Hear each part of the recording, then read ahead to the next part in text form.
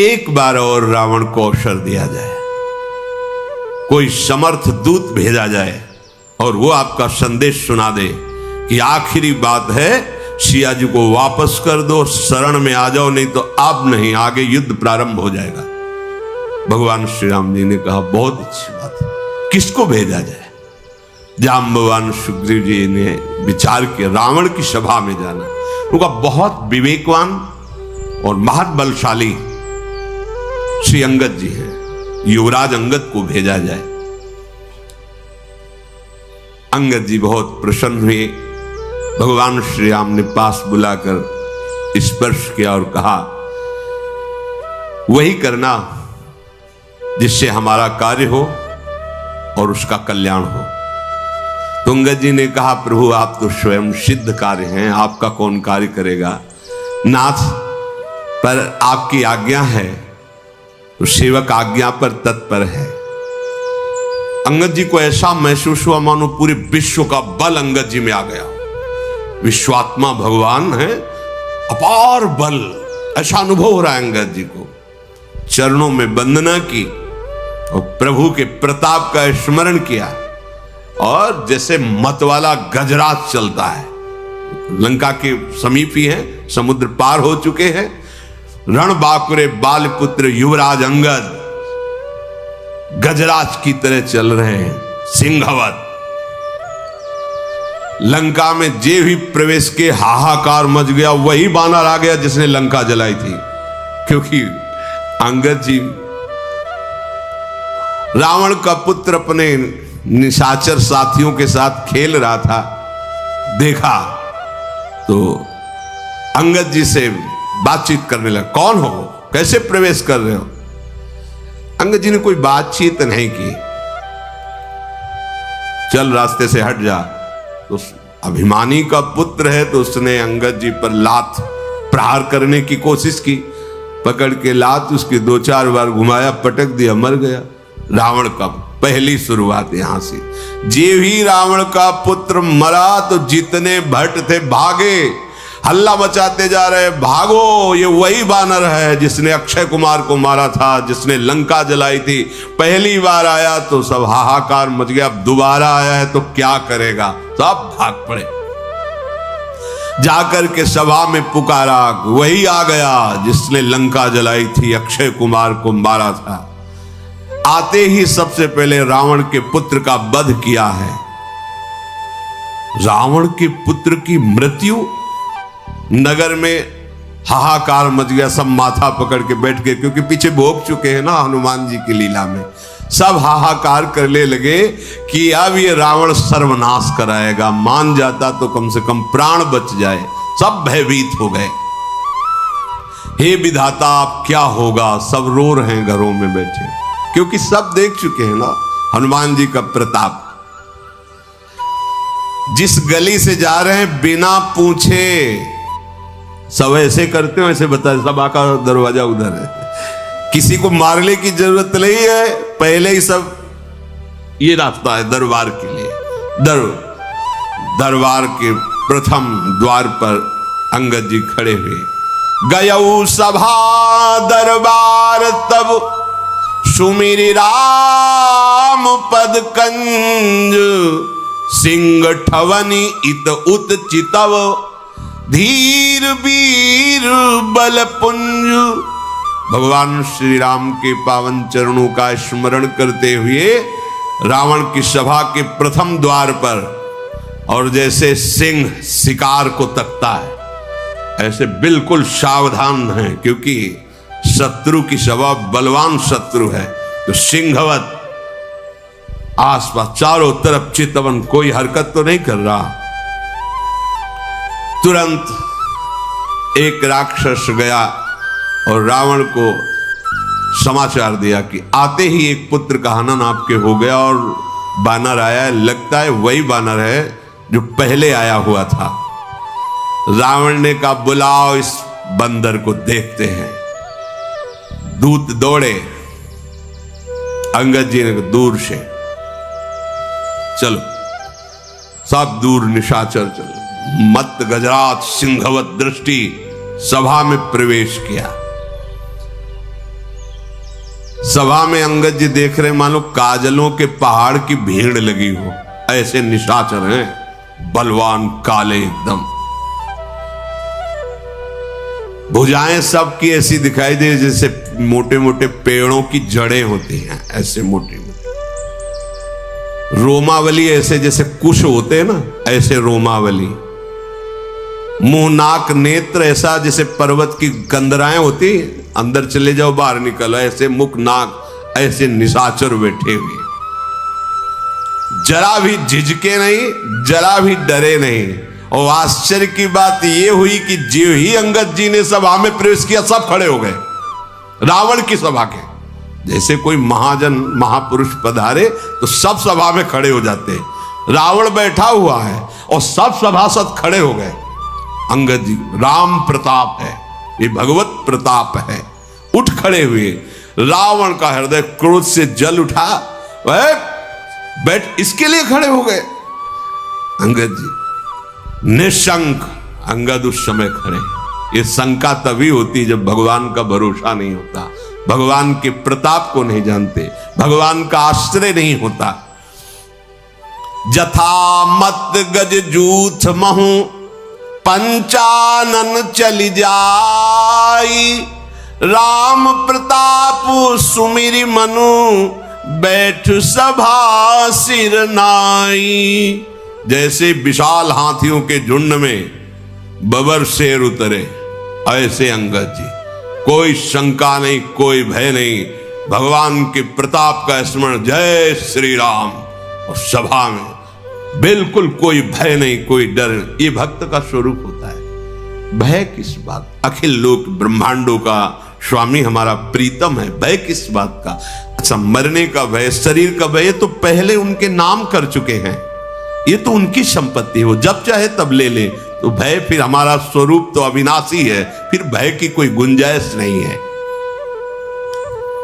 कहा दसकंठ कवन तय बंदर, तुम पहले वाले तो नहीं हो, दूसरे हो, क्योंकि दर्शन में लग रहा है। कौन है तू? तो अंगद ने कहा है, दशग्रीव, मैं भगवान श्री राम का एक छोटा सा दूत हूं।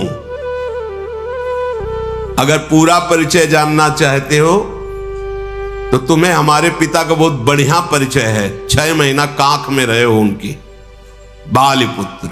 मैं अंगद हूं और मेरे पिता 6 महीना ऐसे रावण को दबाए हुए संध्या वंदन करते रहे। तुम्हारी भलाई के लिए आया हूं। तुम उत्तम कुल में पैदा हुए हो, पुलस्त ऋषि के पौत्र हो, भगवान शंकर जी की आराधना की है, ब्रह्मा जी की आराधना की है। पहले भगवान शंकर की आराधना नहीं करता था। एक बार पुष्पक विमान लेकर के जा रहा था तो कैलाश के ऊपर से कोई भी विमान नहीं निकल सकता। नंदिकेश्वर जी प्रकट हुए और गए, घुमा के ले जाओ, ये भगवान शिव का वास स्थान कैलाश पर्वत है, इसके ऊपर से कोई विमान नहीं जाता। अच्छा, ऊपर से नहीं जा सकता, हटा तो सकते हैं। विमान से उतरा, पूरे कैलाश को ऐसे उठाया। नंदकिशोर आश्चर्यचकित हो गए, बोले इधर से हमारा विमान तो हटेगा नहीं, कैलाश आगे उसी को हटा के साइड में कर देते, फिर निकल जाते हैं। इतना अभिमानी कि उतरा, पूरे कैलाश को उठा लिया। भगवान शिव मुस्कुराए। नंदकिशोर ने कहा, प्रभु ये तो बहुत अभिमानी है। ऐसे चरण रखा, अंगूठा रखा, जे ही रखा तो दब गया। अब जब दबा तो उसे लगा कि अब तो मरी जाएंगे अगर भगवान शंकर कृपा नहीं। अद्भुत तांडव, जो तांडव स्तोत्र है, जटाटवी गलत ज्वल प्रवाह पाव, ये विद्वान तो था। उस दिन से इसने अनन्य भक्ति भगवान शिव की शुरू कर दी। ब्रह्मा जी से तो पहले ही वरदान प्राप्त किया था। तो अंगद जी कह रहे, तुम भगवान शिव के भी भक्त हो और ब्रह्मा जी के द्वारा तुमने वरदान प्राप्त किया है, तुम्हारा यश है, बड़े लोकपाल राजाओं को तुमने अधीन किया है। बस एक भयंकर गलती कर दी, तुम जगत जननी सिया जी का हरण करके लाए हो। अब मैं तुम्हें हित की सलाह आखिरी बार दे रहा हूं, उसके अनुसार चलो। प्रभु श्री राम जी ऐसे करुणामय है, चाहे जितना कोई अपराध किया हो, अगर शरण में चला जाए तो उसे क्षमा कर देते हैं। तुम ऐसा करो, उपाय बता रहे हैं। दांतों में तिनका दबाओ, गले में कुल्हाड़ी डालो ऐसे, और कुटुंबियों सहित, अपनी स्त्रियों सहित, अब पहले तो तुम जाकर के जानकी जी को अब नहीं, अब तो दांतों तले तिनका दबाओ, गले में कुल्हाड़ी डालो, और अपने जो बड़े बड़े यूथपति हैं और अपनी स्त्रियों सहित और जानकी जी को आगे करो, तो तुम्हारी प्राण रक्षा हो जाएगी। भय छोड़ो, मैं साथ रहूंगा, कोई तुम्हें भय नहीं रहेगा। हमारे प्रभु प्रणत पाल है, उनका एक प्रण है कि जो शरण में आ जाए, कोई भी हो, कैसा भी हो, उसे स्वीकार कर लेते हैं। आप बस जाकर के बोलना, हे श्री राम मेरी रक्षा करो, रक्षा करो, रक्षा करो। प्रभु उसी समय तुम्हारे सारे अपराध क्षमा कर देंगे, तुम्हें निर्भय कर देंगे। रावण बोला, अरे बंदर संभाल के बोल, मैं राम से क्षमा मांगूंगा? तूने समझा नहीं, तूने मुझे जाना नहीं। अंगद से कह रहा, मुझे जान। अहंकार बस यही बड़ा विचित्र रोग है कि ये किसी की समझता नहीं। अहंकार समझता नहीं, ये सबसे बड़ा दोष है, और यही जन्म मरण का मूल हेतु है। संस्कृति मूल शूल प्रद नाना, सकल शोकदायक अभिमाना। अभिमान को पसंद नहीं किसी की बात, उसके मन में जो आएगी वही करेगा। तूने मुझे कहा मित्र, किस नाते से तू मित्र लगता है मेरा? कौन सा राज्य है, कितना बड़ा तू बलवान है, मेरा रावण का मित्र? अंगद ने कहा, फिर मैं बता रहा हूं, मैं बाली का पुत्र हूं, जिसके आगे घुटने टेक कर तुमने मित्रता स्वीकार की थी, तब उन्होंने छोड़ा था। अंगद का वचन सुनते ही रावण के चेहरे में पसीना आ गया, क्योंकि वो ध्यान आ गया ना बाली का। ये बार बार कह रहा था, हमसे युद्ध करो, हम विश्व विजय कर रहे हैं। बाली ने कहा, हम संध्या कर रहे हैं, बाद में युद्ध करेंगे। वो बार बार उछल कूद मचा, तो ऐसे दबा लिया कखरी में, और आराम से संध्या कर 6 महीने तक कखरी में दबाए रखा। रावण सकुचा, अच्छा अच्छा, एक बंदर का नाम था बाली, मैं जान गया, बहुत अभिमानी है, किसी भी तरह समझना नहीं चाहता। हाँ अच्छा, तू बाली का लड़का है? अरे कुल का नाशक, तू अपने कुल रूपी बांस के लिए अग्नि पैदा हुआ, तू गर्भ में ही क्यों नहीं नष्ट हो गया? व्यर्थ में पैदा हुआ, और अपने मुंह से उन तपस्वियों का दूत कहलाता जिसने तेरे पिता की हत्या की। ये राजनीति है, भेद बुद्धि पैदा करके अपने पक्ष में कर लेना। अंगद ने हंसकर कहा कि तुम्हारी चतुराई कपट ये चलेगा नहीं, बस कुछ दिनों की बात है, अपने मित्र के पास पहुंच करके जान लेना, अर्थात जहां बाली गया है वहीं तुम भी पहुंच जाओगे, क्योंकि रघुनाथ जी के बाण बड़े उत्सुक हैं इस समय। राम विरोध करने पर जैसी बात होती है वैसी तुम अनुभव करोगे, सुनाने की जरूरत नहीं है। अरे मूर्ख रावण, सुन, ये भेद नीति उसके ऊपर काम करती जिसने भगवान का आश्रय नहीं लिया। भेद नीति बड़ी काम करती है, हम तो देखते हैं ना भेद नीति का प्रयोग बड़ा। अगर अपनी बुद्धि को संभाला नहीं तो माया भेद नीति के द्वारा परमार्थ से आपको नष्ट कर देगी। भेद नीति पर उस पर प्रभाव पड़ता है जिसने अपने हृदय को भगवान के चरणों में समर्पित नहीं किया। अच्छा, तो तुमने हमें कुल का नाश करने वाला कहा, तो तुम अपने कुल के रक्षक हो? अरे अंधे भी ऐसी बात नहीं कहेंगे, तुम्हें दिखाई नहीं दे रहा है? तुम्हारे तो 20 नेत्र और 20 कान है, तुम्हें नहीं दिखाई दे रहा कि तुम कुल घातक हो कि हम कुल घातक हैं? ब्रह्मा, शिव, देवता, मुनि समुदाय सब जिनके चरणों का आश्रय लेकर भजन करते हैं, मैं उनका दूत हूं, तो मैंने कुल डुबो दिया। और तू उनकी प्रिया का हरण करके लाया है, और जब से लाया है तब से तेरे कुल में अमंगल ही अमंगल हो रहा है। तू अपने कुल को बढ़ाने वाला बन गया। अंगद की कठोर बात सुनकर रावण की आंखों में मनवाक पैदा हो गई। ऐसा क्रोध, अरे दुष्ट, मैं तेरे सब कठोर वचन इसलिए सह रहा हूं कि मैं नीति को जानता हूं कि दूत को मारना नहीं चाहिए, इसलिए तुझे नहीं मार रहा हूं। अंगद ने कहा, तुम्हारी नीति भी हमने बहुत सुनी है, बड़े तुम धर्मशील हो, पराई स्त्री के ऊपर गंदी दृष्टि रखने वाले, अपहरण करने वाले, तू कहता है नीति को मैं जानता हूं। पूरी सभा उसकी बैठी हो, भारी सभा में उसका ऐसे कठोर वचनों से अपमान। दूत की रक्षा करने की बात तो आंखों से देख ली, धर्म के व्रत को धारण करने की डींग मारने वाले तू डूब कर क्यों नहीं मर जाता? अपने मुंह से अपनी बड़ाई कर रहा है, तुझे शर्म नहीं आती? नाक कान रहित बहन को देखा तो तुमने धर्म विचार करके ही तो क्षमा किया। बड़े क्षमावान हो तुम, तुम्हारी धर्मशीलता बड़ी जगजाहिर है। मैं भी बड़ा भाग्यवान हूं जो तुम्हारे जैसे धर्मात्मा का दर्शन पा रहा हूं। अंगद जी ने ऐसा कह करके बहुत हंसी उड़ाई। रावण ने कहा, तू मूर्ख बंदर बक बक कर रहा है, तू मेरी भुजाओं को नहीं देख रहा है? अरे लोकपाल भी डरते मेरी भुजाओं को देख करके। तूने सुना होगा, आकाश रूपी तालाब में मेरी भुजाओं रूपी कमलों पर बसकर शिव जी सहित कैलाश हंस के समान शोभा पाया था। 20 बार कैलाश पर्वत को इन भुजाओं से उठाया है। अंगद सुन, तेरी सेना में बता कौन ऐसा सुभट है जो मेरी इन भुजाओं से भिड़ सके? है कौन उसमें जो मेरे से युद्ध कर सके? और तुम और सुग्रीव कोई वीर हो क्या हमारे सामने? और आप विभीषण डरपोक, वो हमारे सामने खड़ा होगा। और जांबवान बुढ़ापे को झेल नहीं पा रहा है, इतनी बुढ़ापा अवस्था है। अब लड़ाई में है कौन तुम्हारे पक्ष में जो हमारे सामने खड़ा हो सके? अच्छा, जिन्होंने पुल बनाया नल नील, शिल्पी है, कोई योद्धा है?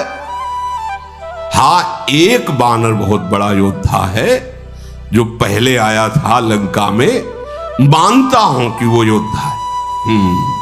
क्योंकि एक ही से मुलाकात अभी हुई है, उसको तो मानता हूं कि योद्धा है। अंगद ने कहा, राक्षस राज, सच्ची बात मानते हो कि वो योद्धा है?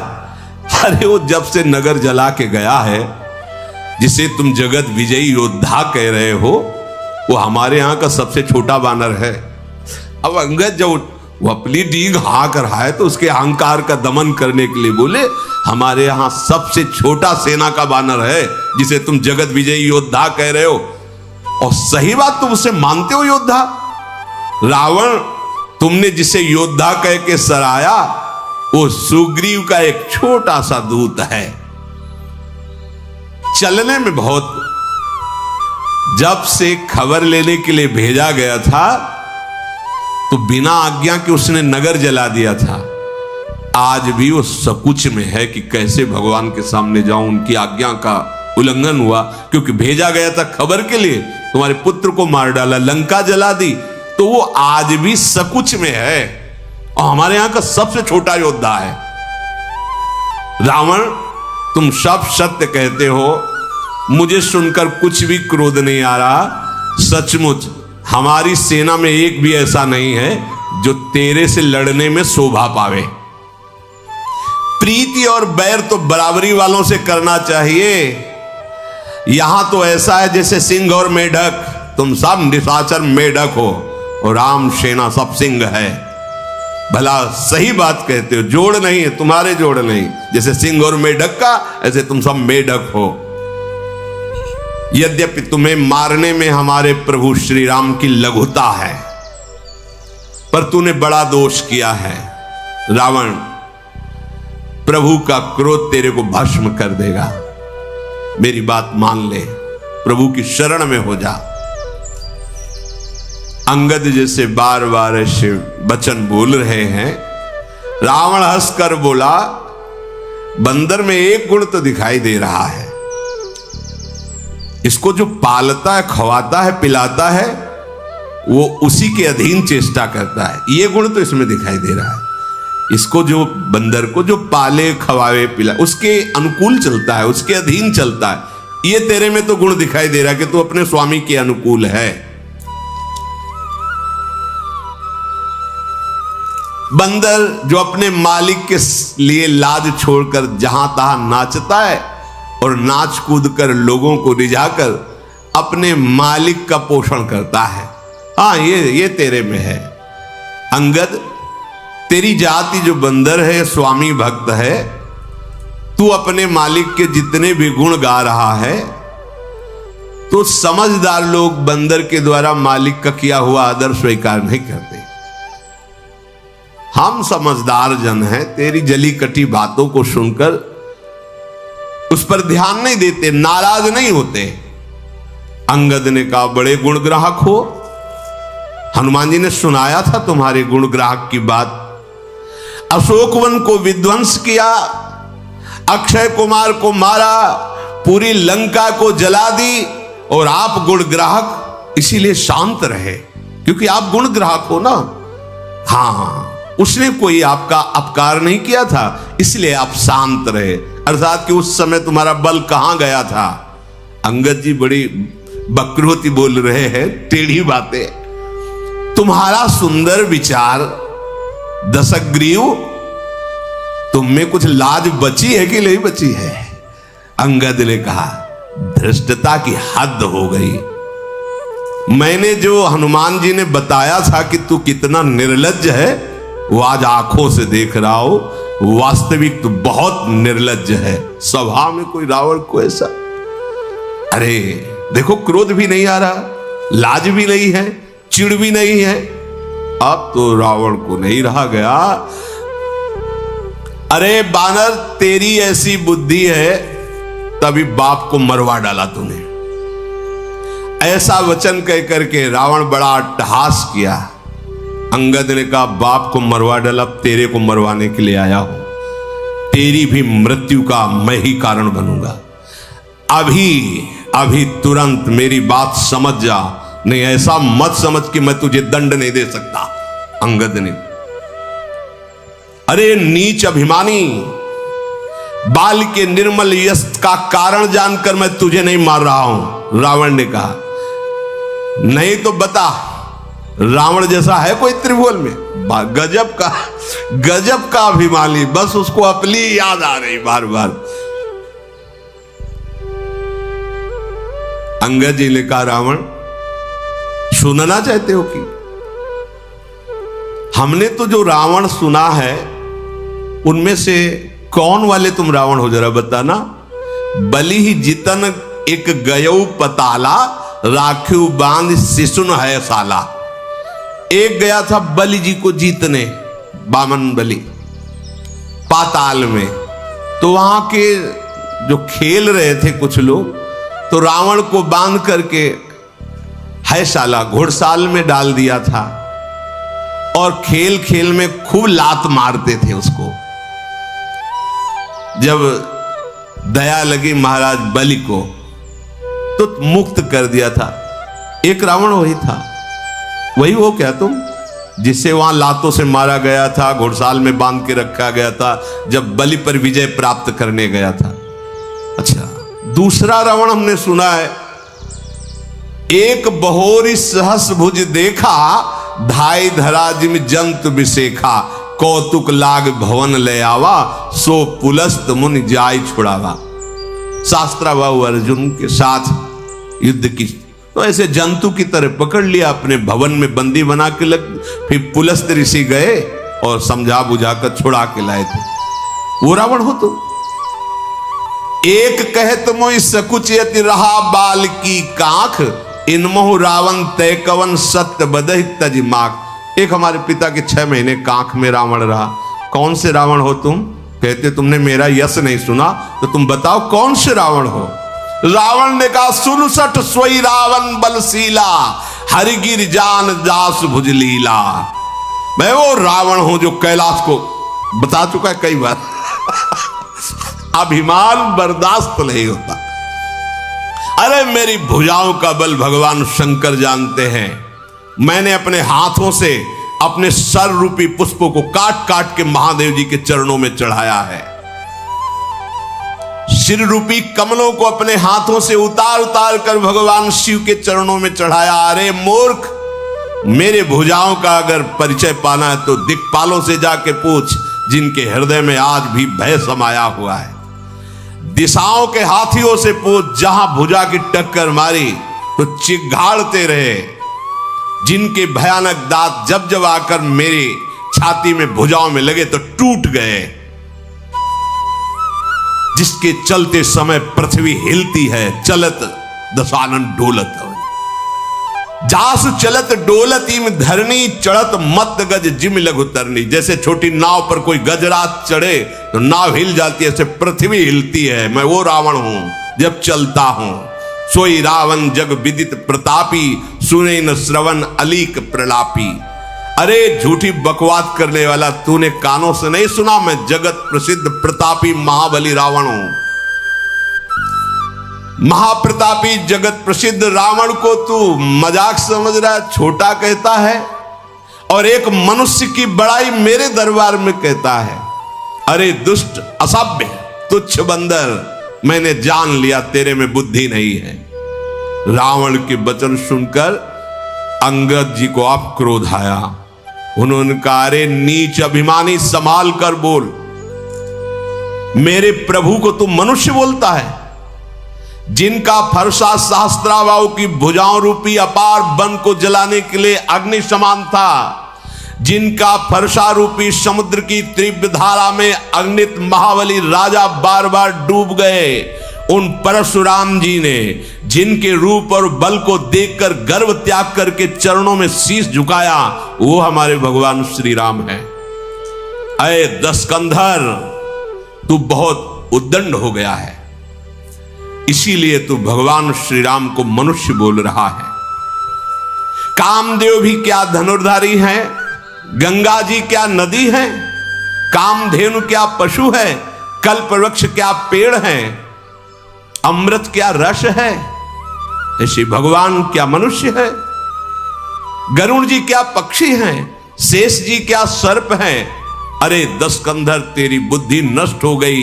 चिंतामणि भी क्या पत्थर है, वैकुंठ भी क्या लोक है, श्री रघुनाथ जी की अखंड भक्ति जैसा कोई लाभ है? अगर भगवान ने आदेश किया होता तो तुम्हारी सेना को मथ कर नष्ट करके अभी मैं तुम्हें दिखाता कि मेरे श्री राम का बल क्या है। तेरी समझ में नहीं आया? अक्षय कुमार को मारा, पूरी लंका जला दी, अशोक वाटिका उजाड़ दी, तूने बंदर समझता है? महाबली हनुमान कोई बंदर है? कपट छोड़ दे, चतुराई छोड़ दे, राम जी की शरण में चला जा, नहीं तो अब मैं जो कह रहा हूं उसे सुनो। तुम्हें ब्रह्मा और शंकर भी अब नहीं बचा सकते। मूढ़, गाल फुलाना, बातें बनाना, डींग हाँकना, ये लौकिकता में तो चलेगा, राम जी के सामने नहीं चलेगा। तेरा ये जो बकबक करने वाला मुख है, राम जी के बाणों से कट के गिरेगा, और पृथ्वी में जब गिरेगा तो बानरों की लात पड़ेगी उस पे।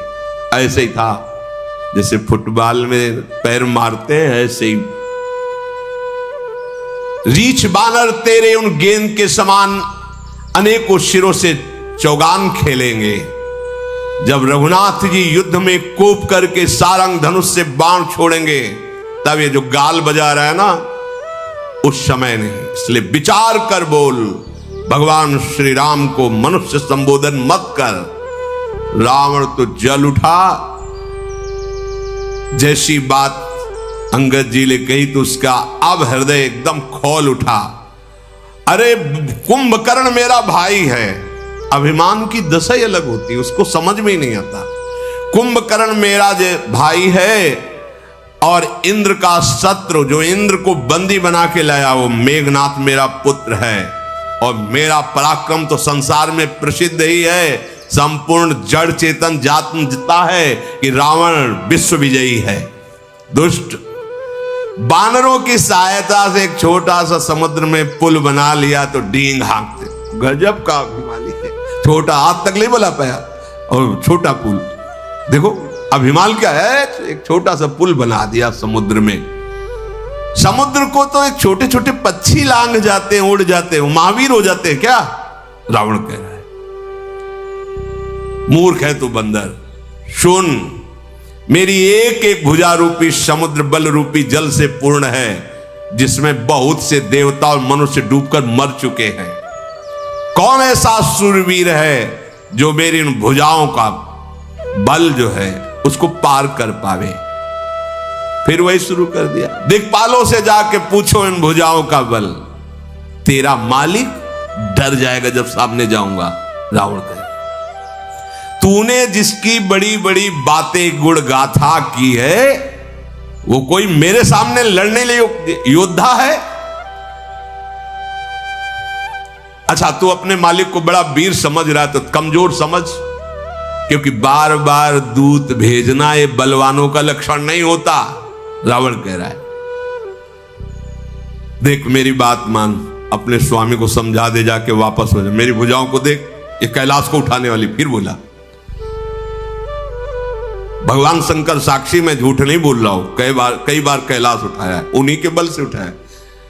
अभिमानी पुरुष जैसे कभी कुछ तो 1000 बार कहेगा कि तुम्हें क्या पता, वृंदावन जाते 200 साधुओं को भोजन, 5 अरे संत बोले कि ऐसा भोजन तुमने कभी पाया नहीं।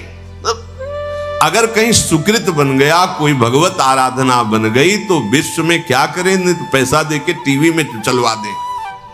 अभिमान पोषण की वृत्ति यही हमें जन्म मरण का हेतु करती है। करो पर भगवत प्रसन्नता के लिए करो, नहीं तो ये अभिमान ये चुप नहीं रहने देगा। जहां अभिमान होता है वहां बार बार अपनी प्रशंसा, वो अभिमान का स्वरूप, उसको सुख मिलता है अभिमान को। रावण ने भगवान शिव की ही बल से कैलाश को उठा लिया, तो बार बार वो अंगद जी से कह, देखो भुजाएं, हमने कैलाश उठाया है, भगवान शंकर साक्षी है, मैं झूठ नहीं बोल रहा, ऐसा।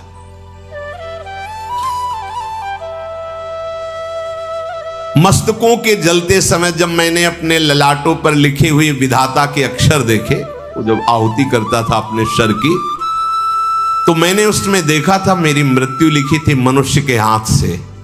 तो मुझे बहुत बड़ी हंसी आई कि विधाता भी लिखने में चूक कर दिया, मुझे मनुष्य मारेगा, मेरा तो आहार मनुष्य है, मार कैसे सकता है। तो विधाता ने भी असत्य लिखा था। जब मैं अपने सर काट के हवन कर रहा था शिव प्रसन्नता के लिए, तो जलते हुए भाल पर लिखा देखा था कि मेरी मृत्यु मनुष्य के हाथ से। तो मुझे हंसी आई कि विधाता भी असत्य लिखता है, भला मेरी मृत्यु किसी मनुष्य के हाथ से होगी। मेरे मन में किसी का भी भय नहीं है, क्योंकि मैं समझता हूं कि ब्रह्मा जी बूढ़े हो गए हैं, लिखने में गलती हो गई है, मेरी मृत्यु मनुष्य से नहीं हो सकती। और मूर्ख, तू बार बार लज्जा मर्यादा छोड़कर रावण के सामने उन मनुष्यों की बात करता है। अंगद ने कहा, अरे रावण, मुझे तुम लज्जा रहित कहते हो, पर तुम बहुत बड़े लज्जावान हो। लज्जाशीलता तुम्हारा स्वभाव है, क्योंकि तुम जैसे निर्लज्ज बार बार अपने मुंह से अपनी बड़ाई गा रहे हो। सिर काटा कैलाश उठाया, सिर काटा कैलाश उठाया, यही तो उस समय से बोल रहे हो। लेकिन तेरा हृदय में देख रहा हूं कि कांप रहा है राम जी के भय से, तभी तू बड़ाई बार बार कर रहा है। अब बस कर, सर काटने से कोई सूरवीर नहीं हो जाता, जादूगर भी अपना सर काट के दिखा सकता है। इंद्रजाल रचने वाले ऐसे खेल बहुत से करते हैं, शरीर के कई टुकड़े, और फिर थोड़ी देर में वो वैसे ही खड़ा हो जाएगा। बहुत से पतंगा मोहवश आग में जल जाते हैं तो वो कोई सूरवीर नहीं होते। और बहुत बोझा उठा लेने से कोई महावीर नहीं बन जाता। गधों के बोझा लदा करता है वो सूरवीरों में नहीं आते, जो बार बार कह रहे हो कैलाश उठाया कैलाश। अंगद जी कह रहे, तेनर सूर कहा वहीं समुझ देख मति मंद, जरहि पतंग मोवस भार बहाई खरबृंद। गधा बहुत भार ढोता है, तो भार ढोने के कारण कोई सूरवीर नहीं कहे, और पतंगा मोहवश आग में जल जाता है, ये कोई सूरवीर नहीं कहे जाते। अब अभिमान त्याग दे, फिर तेरे से प्रार्थना कह रहा हूं, रघुनाथ जी से संधि कर ले, तेरा मंगल हो जाएगा। कृपाल राम जी ऐसे हैं कि उनका यश तेरे मारने में नहीं होगा, क्योंकि जैसे सिंह किसी खरगोश को मारे तो कोई यश की बात है। अरे अनंत बलशाली प्रभु श्री राम तुझ जैसे नीच पुरुष को मारेंगे? मूर्ख, मेरे वचन मान ले और ये मत कहे कि कमजोर आदमी दूत भेजता है। मैं कठोर वचन केवल प्रभु की आज्ञा के कारण, नहीं तो जानता है थप्पड़ से तेरे मुंह तोड़कर अभी सिया जी को ले जाता। अंगद जी ने बहुत बात कही, ना ही तकरी मुख भंजन तोरा ले जाते हो सीता। तुम जो कह रहे हो कि कमजोर आदमी बार बार दूत भेजता है, तो मैं प्रभु का एक छोटा सा दूत हूं, थप्पड़ से तेरे 10 मुख तोड़ता और सिया जी को अभी ले जाता और जबरदस्ती तेरे इन सब यूथ पतियों को बंदी बना लेता। तेरा बल तो मैं उसी समय जान गया था जब तू सिया जी का अपहरण किया। अरे राक्षसों का राजा, अरे अभिमानी, मैं सुग्रीव का एक छोटा सा सेवक हूं, भगवान के अपमान से डर रहा हूं क्योंकि उनकी आज्ञा का उल्लंघन न हो जाए। नहीं, ऐसा तमाशा दिखाता, जैसे तूने कहा ना, मालिक के लिए तमाशा दिखाकर बंदर पैसा इकट्ठा करता है, बड़ा वफादार होता है। तो अगर मुझे अपने स्वामी के अपमान का भय ना होता, आज्ञा उल्लंघन का, तो ऐसा तमाशा दिखाता। तो सिंहासन पे है तो ही पटकी महिसेन हाथी, चौपट कर तव गांव, तव ज्योतिन समेत सठ जनक सुते ले जाऊं। सिंहासन सहित तुझे उठाकर धरती पर पटक के मार डालता भी।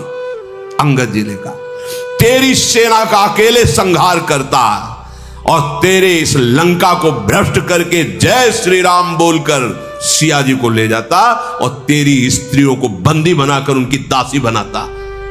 अगर भगवान के अपमान को न डरता, उनकी आज्ञा का उल्लंघन का अपराध का भाव ना होता, जो वस करो तदपि न बढ़ाई, मुझे ही बधे नहीं कछ मनसाई।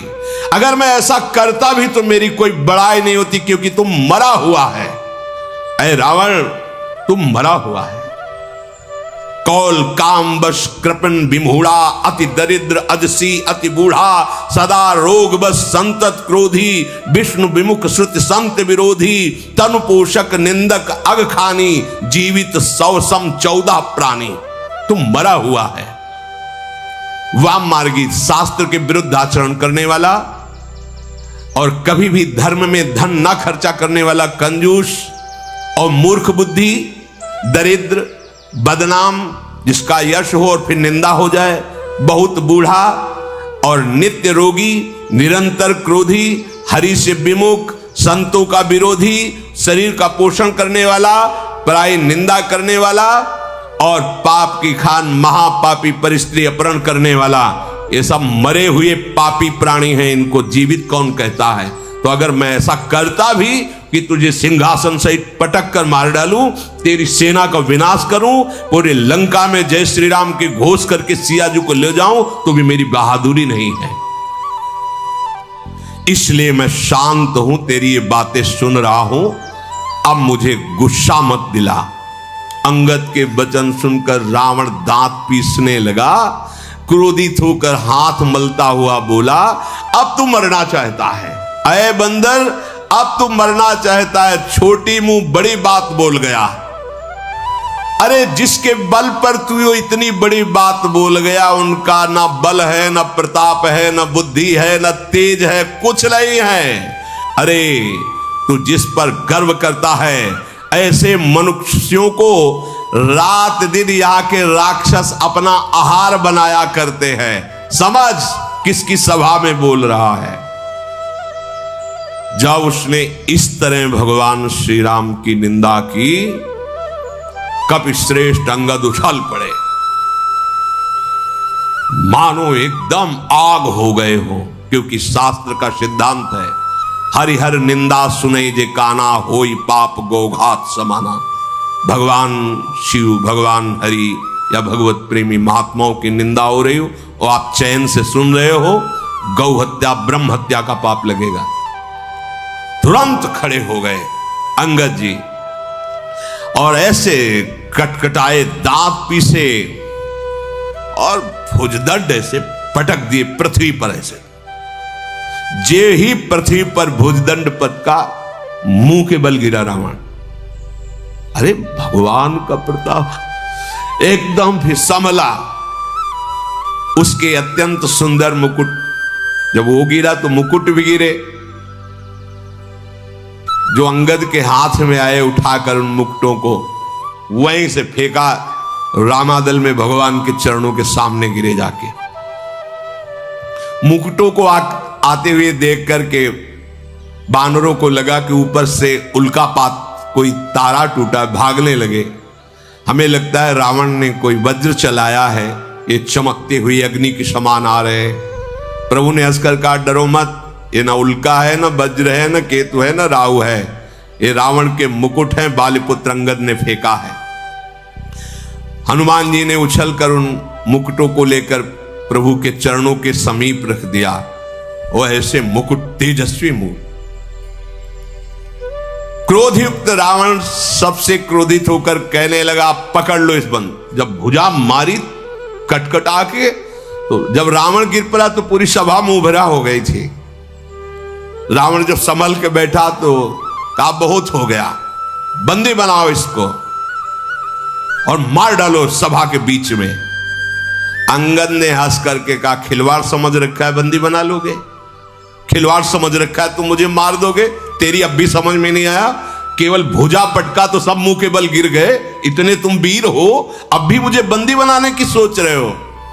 बोले, तेरे कोई अकेले नहीं, मेरा आदेश, जाओ पृथ्वी में कोई बानर ही न रह जा, सब खा जाओ। राक्षसों को आदेश। ऐसे थे नरांतक, देवांतक, ऐसे ऐसे राक्षस थे आहार करने वाले। और कहीं कुंभकर्ण को जगा दे तब तो उसका तो पेट ही है, पूरा बड़वानल की तरह था, डालते जाओ, खाली कर दो पृथ्वी को, बंदर कोई रह ही ना जाए।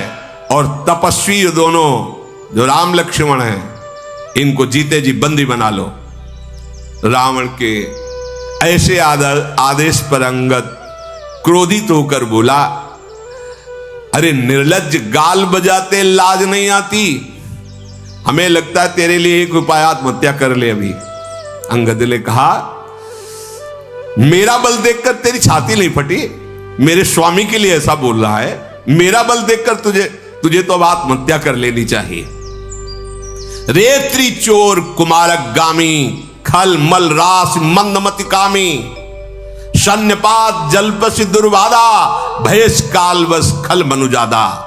ए स्त्री के चोर, एक कुमार्गामी, एक दुष्ट, पाप की राशि, मंद बुद्धि, तेरी समझ में नहीं आ रहा? अरे कामी, तो सन्निपात जैसे किसी को हो जाए और वो बोलता रहे, ऐसे बोल रहा है, ऐ दुष्ट राक्षस, तू काल के अधीन हो गया है, आगे फल पाएगा।